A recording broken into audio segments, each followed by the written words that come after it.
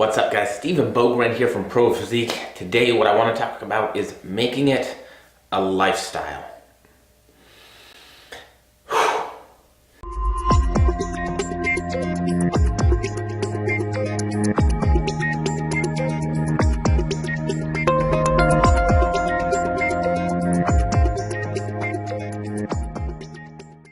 So hey everybody, hope you're all having a great start to your Monday this week, having a great week going.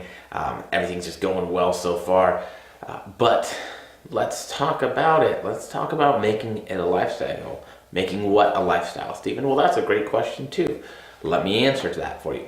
Fitness and competing. Let's talk about the two things, making them a lifestyle and kind of how I think that works, because there are definitely some things that I think can be very beneficial and very detrimental in terms of your goals, what you want to do. So let's chat it up a little bit. When we talk about making it a lifestyle, the big thing is that we're making small changes, right? We're starting small, we're making small changes, and so over time everything builds up, right? So we don't want to go from our current diet and maybe like say where we're high carbs or moderately high carbs and then try and go straight into keto by chance, right? That's probably not the best choice. Now maybe bit by bit we start getting towards that ketosis or the ketosis diet numbers, but unless there's like some really big health thing, that's probably not something I would really recommend. I wouldn't recommend doing a huge 180 in terms of your dietary strategies, right? Especially if you really like carbs, right? Or I wouldn't say, hey, maybe we need to stop drinking soda altogether. Well, maybe we should just try and switch to maybe something that's a calorie-free option, right? Then, we're definitely making progress, but we have some sort of compromise there. We have some sort of like moderating factors so that we're still able to be successful. We're not having to completely change our lives, but we are changing it, to a point. Then if you decide that you want to get rid of diet sodas, you can get rid of diet sodas, right? Or you can start working them down, or you can make a change there, right? Maybe if we really don't like green stuff, we don't like nutrient-dense food, we're like, fuck, this sucks.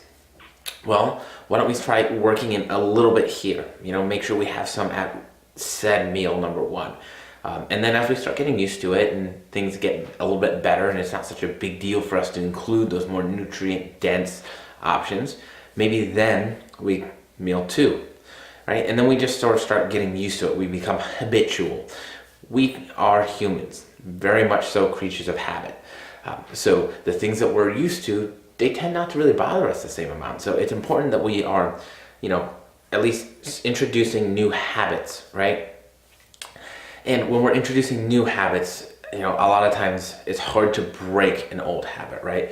But introducing a new habit's a little bit easier, and sometimes that just works up to overtake old habits. Simply getting into the gym once or twice a week, right?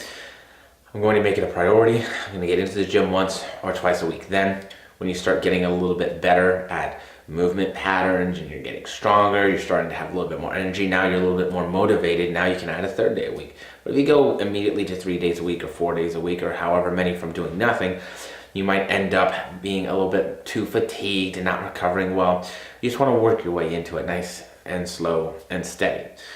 It's what we call progressive overload, and it's exactly what we use in terms of strength training to get stronger anyways. So we want to progressively change our habits or progressively add new habits to set us up for success. That's really what it comes down to. We want to set ourselves up for long-term success. So making it a lifestyle is really, really important. So we don't want to necessarily try and change our lifestyle completely all at once, but we do want to work bit by bit. But what about a competitor? Because there's not really a lot of balance in terms of getting ready for a competition. Yes, you're absolutely right. So we want to make sure that when we're not in competition season, we do have some semblance of balance.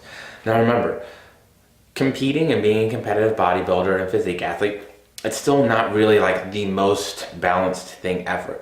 Now we can get away with some things, but we want to make sure that at the end of the day, we're still paying attention to the things that are important for our long-term goals on a regular basis.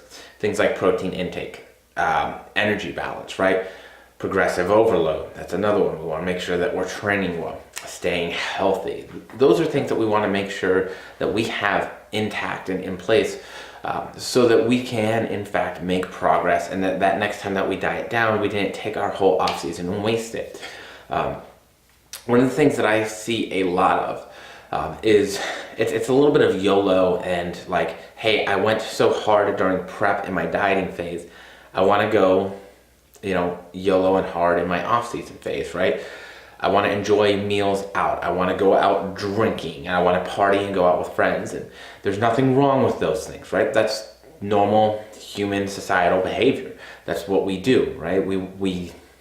It's okay. However, we have to be very aware of how often we're doing those things, right? Because remember, energy balance still counts. And we want to make sure that we're doing them within reason, right? We don't want to go out and just get plastered wasted. So as a physique and fitness competitor, we don't want to just be like a good example of being shredded, because that's not really healthy, right? So we have that unhealthy area right here where we're super lean and we're doing our thing, and that's great, and we're pushing ourselves, and that's awesome. Not healthy. We don't want to be not healthy in our off season either. And so we want to make sure that we're paying attention to some of the things that are very easy to get caught up in. So we want to make sure that, when we're going out, we're cognitive and aware, right? We're not just going hard to go hard all the time. You might be able to get away with that if you've been in the reverse for a while, but if you start doing that early in the reverse, we put on weight very quickly. We don't get calories up as fast, right? Because we don't have adherence, and the metabolism isn't necessarily adjusting to one big meal a week. It's just consistency, right? So we have inconsistency there, and it makes that take longer. So there's a couple things I can do. Is one, if you force back into a dieting phase, that can make it so that we're not getting the same amount of response from the body. We obviously don't have the same amount of calories or cardiovascular activity to work with. So we need to be very, very aware of that, making sure that we're setting ourselves up for success.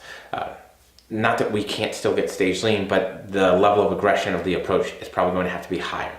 Now, some people, we just have to get aggressive, but we want to do everything that we can in terms of options to hopefully try and be at the least amount of aggressive as possible. Again, doesn't always pan out, but we want to set you up for success as much as possible. And so that's what we want to do. And then two, we just don't want to set you up to be in a bad place in terms of your life habits, right? We want to set ourselves up so that, we're successful. So not that there's anything wrong with going out, having a good time, enjoying the night, but if we're doing that on a consistent basis, some people can have issues with that. So we want to make sure that we're open and aware and recognize ourselves. I don't necessarily think that it's a great idea to use a lot of calories on things like alcohol on a regular basis or all the time. But, some people can get away with it. Most cannot, okay? So it's something you want to be aware of. Just because person A can get away with something or gets, has a certain scenario does not mean person B does. So we want to make sure that we're understanding that we're still in habits. We still want to be healthy. We still want to do the right things to set a great example for the people around us of health, even in our off season, right? So definitely coming out of the show, early in the reverse, we want to be as adherent as possible. We want to still be making choices of nutrient-dense food. We want to still be doing all the right things to make sure that our body is fueled and fed. We're able to grow. We're able to make progress. We're able to get calories back up and cardio back down. So now, not only are we set up to be in a good place to diet in the future, but we're set up to make good progress while we're getting there. So hopefully that helps a little bit, guys.